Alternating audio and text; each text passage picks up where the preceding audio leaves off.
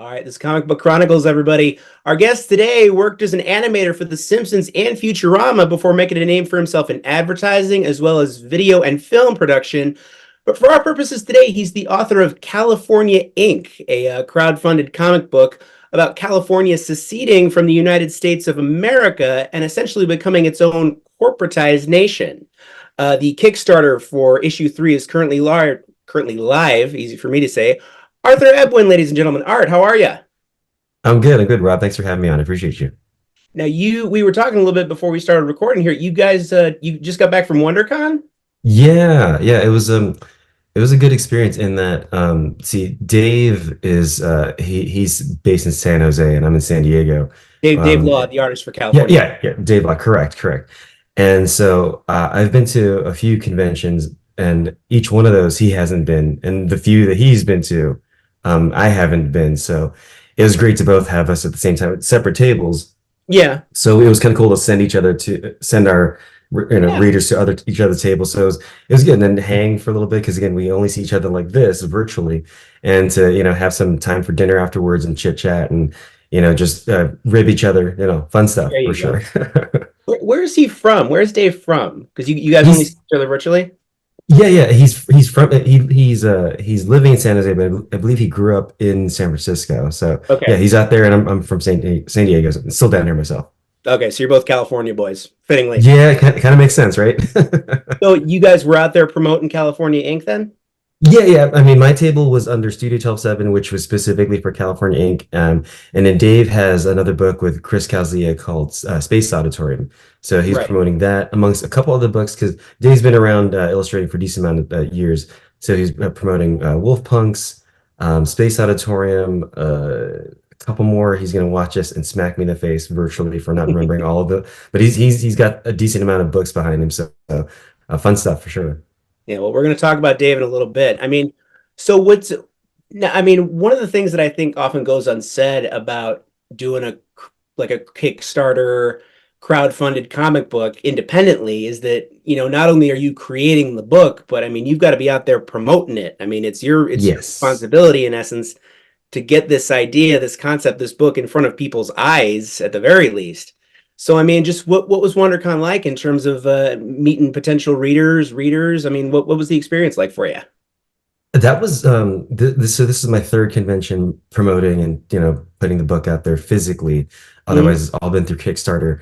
The first time at LACC was a little bit like, what's this?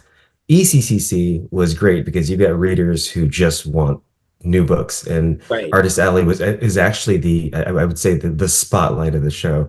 And Mhm. then WonderCon, considering where we're at and how close it is to my home and how much I push it out there, like you said, lots of self promotion. It was really cool to run into a lot of people who have read the book already, who've already backed it, who actually did pick it up at LACC, who at the time got issue number one, who came like, "Hey, where's two? Is three out coming out soon?" So, Yeah. nice validating feeling. It was definitely it progresses, over time, Yeah. and just kind of, oh, I've seen this online, like you said, Mhm. you're constantly promoting yourself. And so for people to say, I've seen this somewhere, I've seen it, it's like, oh, good. The efforts of pushing it out there and, tooting my own horn is really working. Hopefully it's not annoying is what my question Oh, was. I've seen this. Is it, am I doing it too much? So, you can't quite gauge that without looking at the metrics too closely. I don't know, man. Can you ever push yourself too much? That's a fine It's, here. especially being indie. No, you cannot for sure. Yeah, that's a good point for sure. Wait. So Art, what's your background like? What's your origin story here? I mentioned this. I saw The Simpsons and Futurama in your bio there. Yeah. So your background is kind of in animation? Yeah, by trade, I'm a visual artist. So I started my career as an artist growing up to want to be an animator. That's, I Mhm. loved figure drawing and illustration and animation, and I moved to LA to go learn animation. Let me put this away. And after a few years of studying, I got onto the first season of Futurama, and then I Wow. moved on. Yeah, I will cherish that. And then I parlayed that into getting onto The Simpsons from seasons 11 through 13. Oh my So God. that was great. And my roommate at the time, he and I both from San Diego. Like we left to go pursue the animation dream in LA. We're roommates. There was a point there where we're looking at each other. And I'm like, dude, isn't this awesome? Like I'm on The Simpsons. One floor above me is you. You're on King of the Hill, and Wow. we're going back and forth. Like our team gets the Emmy, his team gets the Emmy, our team gets the Emmy. You know, it's great. But after about 6 years of all that, I got burnt out from animation. It showed in the work. My actual Okay. work was declining, and it didn't look good for my animation. So I was like, something's not right. And all my life growing up to want to be an animator was really hard to kind of go to look at myself and say, well, what do you want to do? Because you're living the dream, I was gonna and say you you don't. accomplished your dream, so what do you do from there? Yeah, I remembered one time I went to go visit a buddy over at DreamWorks who was the art director for a little known movie called The Prince of Egypt.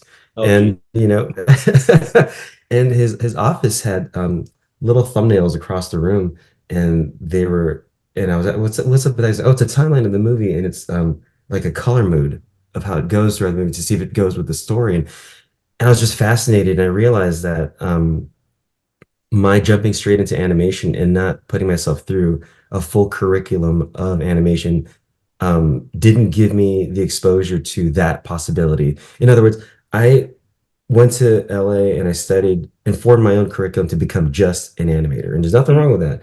But college is a good thing to go through because they put you through the paces of all the different facets of like background design, pre-production, character design, writing, storyboarding. I didn't do any of that. I just made myself an animator. So, at that point, I was like, I need to go study more.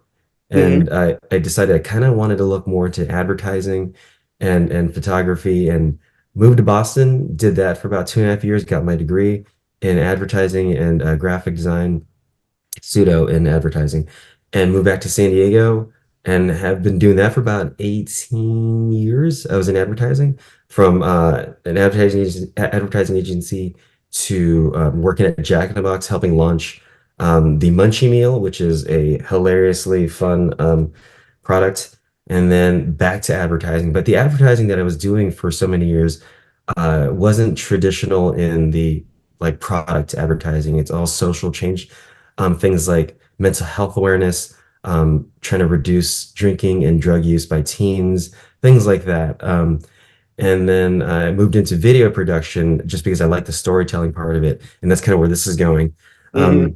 I'm realizing I miss the storytelling part of it, and I looked back and kind of realized that everything I've done that I'm happy with is always someone else's property. And I've have all these stories in my head. And Mhm.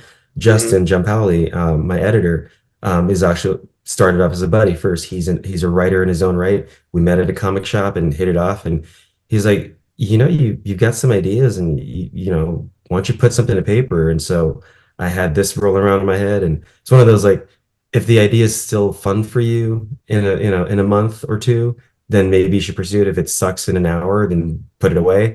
There So you this is go. one of the ones that worked for me, and I kind of bounced it around with Justin. He's like, "Yeah, I think you have something there. Put something in paper." And so Well, worked on that. Yeah, worked on that from there. But yeah, I mean, so I guess the animation kind of storytelling and acting, it all translated into my advertising because there's always storytelling in that. And then it went into my writing for this. it sort of That's kind all of flowed together. yeah, yeah. I mean, I think what it was with advertising that kind of frustrated me was, we would spend 9 to 10 months just learning about a product or a movement or something to help become an expert so that when we talk about it in Yeah. advertising, we're justifying, we're speaking for it authentically. And I was like, all that research goes into a 30-second ad. And so I Mhm. was like, I wonder if I could use that power to write a stronger, longer form story. And I was able to do that with this. So yeah, Definitely. Well, more on that in a minute. You said you worked for Jack in the Box? Is that yeah, yeah, yeah. okay? I've Yeah. never eaten Jack in the Box. Is Jack in the Box worth it? Is it what I everybody mean, says it is? it's fast food. That's all you can say. It's Okay. fast food. I mean, All right. it depends on your toxicity level. It's how good it is for you. Okay. If you're a little bit, you shouldn't be driving. It might be delicious. I'm not saying it's the best thing for you, but every once in a while, why not? There you Their go. Why not? their Splurge. curly fries are great. I'll tell you There you that. go. There's a question I didn't think I'd be asking about Jack in the Box. There you go. All right. Okay. So you said you had the idea for California Inc. rolling around in your head. Yeah. This is a heck of an idea to have rolling around in your head. I mean, I think my favorite thing because I've read issues 1 and 2. I was fortunate enough Mhm. to read issue 3. Um, it's such a meaty premise. Can you explain it to us, and can you tell us where it came from? You want me to give the quick log line to those who Yeah, are give watching? me an Okay. elevator pitch. All right. So, anybody see me at convention has heard this a million times, but in the near future, California has seceded and is now a corporate country with factions infighting to form their ideal of what this new nation should look like. If you're a fan of shows like Showtime's Homeland or HBO's Succession, it's kind of where those two might meet. So yeah, now where it came from, as I mentioned before, I worked in corporate America called Jack in a Box, so that Mhm. always made me laugh. Just kind of the corporate jargon, it almost sounded geopolitical. If anybody's worked in corporate America, there's some office politics that just crack me up. Mhm. There's so many weird, there's so much red tape that doesn't exist that do, just to keep people in their own power, and that kind of reminded me of like the world. Yeah. And at the same time, as I said, I'm from California. I've lived in Boston for a few years. I've visited New York a few times, and I've also driven from San Diego, sorry, from Los Angeles all the way through to Florida, so the whole kind of Southern Bible Belt. Hmm. And the perception of California is usually, I mean, obviously I'm exaggerating, is we all surf, we all do yoga, we're all vegan, so that always made me laugh that that's kind of the idea. We're all politically correct. And Hmm. so in my head, the joke was, well, what if we're right? Right. Yeah. What if we're right and we did it the way we wanted to? So that Hmm. kind of made me laugh too. And I was like, what if we were right? And at the time when Justin and I were talking about this, there was a RAND report that California had the fifth strongest economy in the world. And I think we're now the third, if not second. And I've so, heard something like that. Yeah. yeah, and it makes sense. I mean, it's a pretty large state that has Yeah. a lot of product coming out of it. And that from there, it was just kind of like, well, what's stopping us? And I know that we have an issue with fresh water. And as you know from issue 1, that's kind of a tension point where the border has shifted so that now California owns all of Lake Tahoe, which is, I believe, the second largest lake in the world. So Hmm. there's your fresh water source there. There you And go. then working on desalination too. So that all kind of came together and formed, the backdrop for what story I want to tell. So it's a combination of what if we were right, but also we think we're right, or California thinks we're right, but then what can go wrong when we're doing it on our own, right? So Hmm. it's kind of satire as much as it is, anything else for me. You know what? I found that when I was reading, especially the first 2 issues, I mean, it strikes a chord, and I don't want to get political, but it strikes a chord with current events. Yeah, completely unintentional. Okay, I was gonna say, like, were you watching the news and thinking about this? I No, mean, 100% honest with you. I started writing this about 6 years ago, and I'm working a full-time job. It took me about 3.5 years to write it. So it was done at this point, what, 2.5, 3 years ago. So mhm. it's been done for a while. I mean, in terms of done, like Justin had finished editing it. So we finally found Dave about 2.5 years ago. So Okay, it was written, all four are written, they're done. Um, Maybe some of the stuff that happened in the past was somewhat fodder for it, but it okay. didn't fully drive it. And it's just interesting how much people find that it's very current. And I was like, oh, it does kind of like, have you read Leaves on a Wind, the Dark Horse Serenity book? Yes, I have actually. I own that book. Yeah, and it's interesting if you reread it now, how the Alliance is pushing out misinformation, saying that's all a hoax, that whole thing. And it's interesting that I was reading it again recently, and I said to myself, it's interesting how any side you're on, left, right, whatever, here in the US, you can see yourself as the rebellion, Yeah. not the and you see the other side as the alliance. Isn't that Hmm. interesting? So Hmm. No matter what yeah. side you are, you're the good guy. Yeah, exactly. So anywho, yeah, it just So you mentioned that we're thinking about in terms of what inspired it. We're thinking Homeland. We're thinking Succession. I mean, were you a comics reader growing up, Art? I mean, were there certain comics that inspired it? My roommates would laugh at me because again, I'm a visual artist. Yeah. I had many long boxes of comics. Oh I yeah. tell you, but didn't read any of them. It was all No. it was all to copy the art and learn to draw. And I'll give Kevin Eastman and Peter Laird their kudos because they're the ones who got me to start drawing as the Ninja Turtles. Yeah. I'm talking stabbing Ninja Turtles. The Yeah. The all old black money and turtles. yeah, black and white. Everywhere wore red. Yeah. Not pizza. Yeah, I mean, I did have Oh, pizza, but I'm with you, yeah, man. yeah. And don't get me- I like the fun stuff now too, but I literally had all like many long boxes, and my buddies were talking about stories, and I was like, what? What are you talking about? I just leafed through them for the drawings and I'd imitate drawing because my brother was the reader, and he'd take me to the comic shop, and he and I would go there, and I'd just buy stuff because it looked cool, and I just wanted to learn how to draw better. Didn't care too much about the stories, and I didn't start reading more until maybe about 10 years ago. Okay. Excellent. Yeah. Excellent. So where does you mentioned you found Dave Law. He's Yeah, our yeah, yeah. artist and our colorist. Now, Yes. when and where did he come into the picture? How does he get involved? It was literally me searching for an artist and using Artist Alley for what it's for that. Hmm. There's a couple of conventions where I would just say, okay, I'm gonna look for an illustrative partner in this. I shouldn't illustrate this. I won't do it any justice. I need to focus on writing.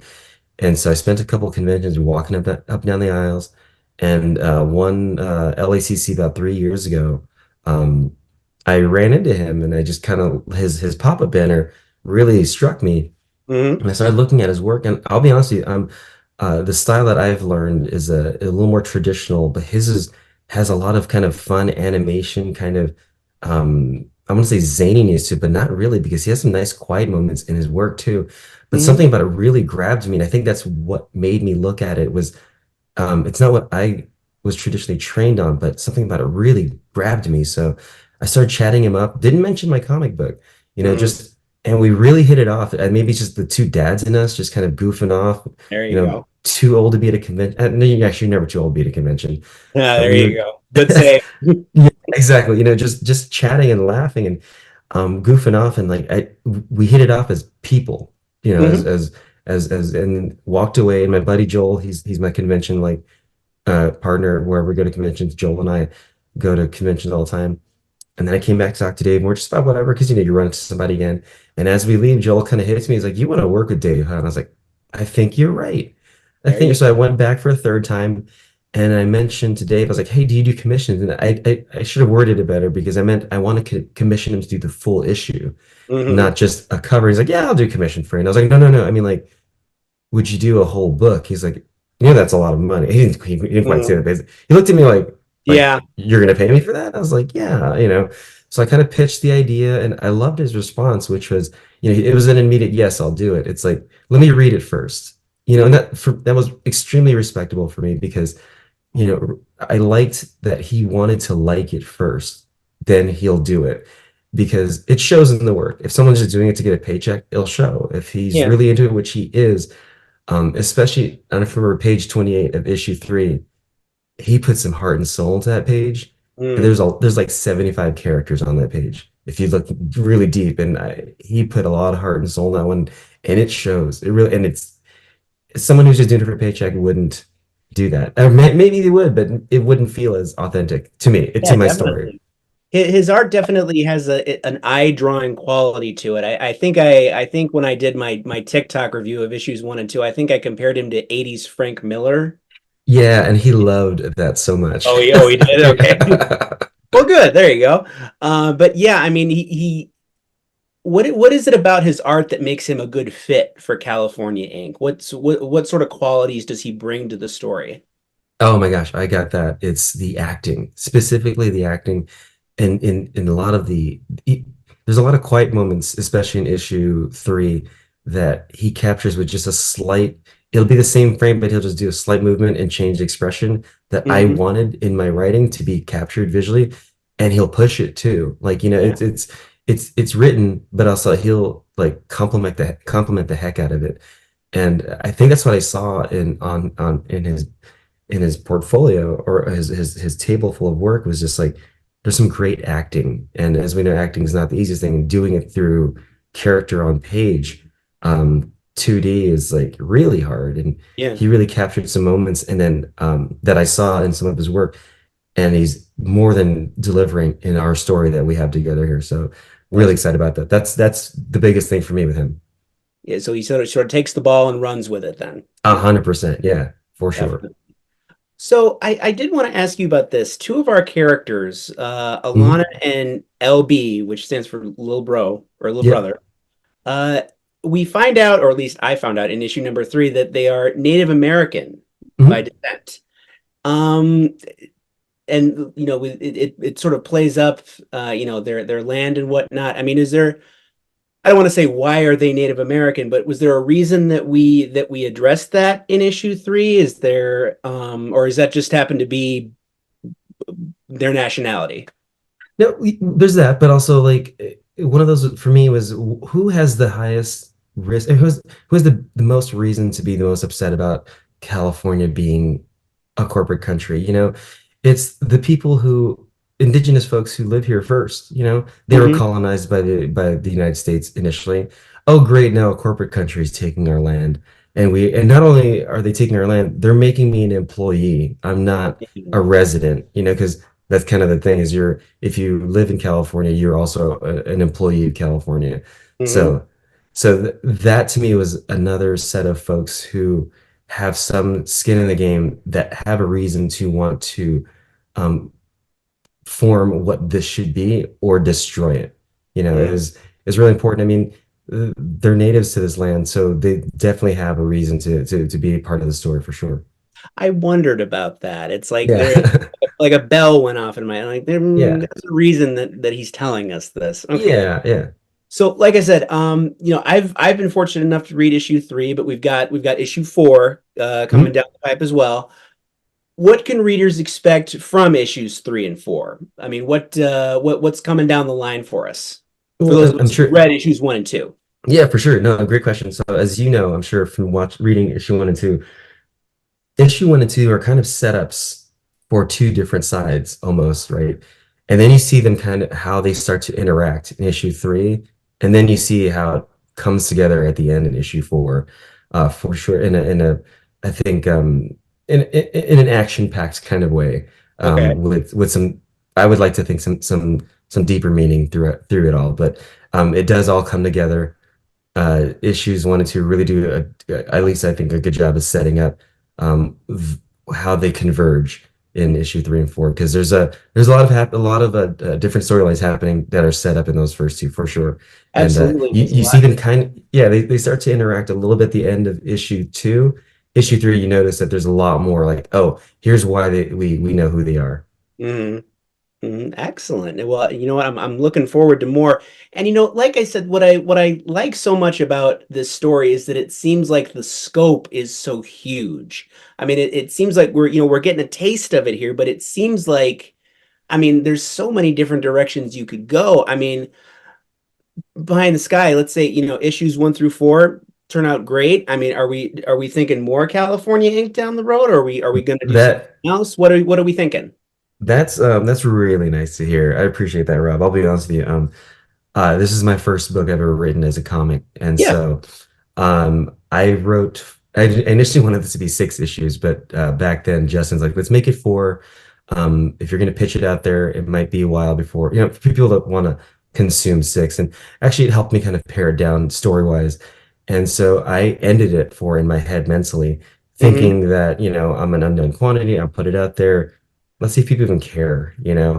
And so I've tried not to get too attached to it, but I have been over the last year and a half. And have had people like you ask me more about like what's Rashid and Marcus's relationship before or what's happening, how did they get together and just without spoiling anything, just more about other characters Hmm. and what's their story. And I do have that. And I've actually started writing kind of a one shot for Robin that might be in an anthology in a separate book that I could probably put into the to the trade later on. But yeah, there's small stories here and there, That's not a priority. I have another story that I'm working on that's a little bit different, a little more fantasy based, but Okay. yeah, but I definitely have a couple stories if the need and want is there. But I appreciate that and would love to do more for sure. Like you said, there's a lot to tell. Absolutely, so much out there. All right, Art, is there anything else that you would like to add? I know that the Kickstarter for issue 3 is live now. As people are seeing this, they can go and support you and support the issue. Anything else that you would like to add, my friend? No, yeah, if you're looking at that Kickstarter and you're thinking, oh, I haven't read one and two, you can get both there. You can get one and Yes. two both. So you can do a full catch up, both digital and physical. And if you're a US resident, shipping's free. So tell your family, friends, aunts, uncles, because they're not your friends and family, are they? No, I'm teasing. Um, Ooh. There you go. yeah, yeah, that's it. I appreciate the reception we've been getting for it, and if you're interested, would love to have you read it. Excellent, excellent. Well, Art, thank you so much for being with us today. Rob, appreciate you having me. Thank you so much.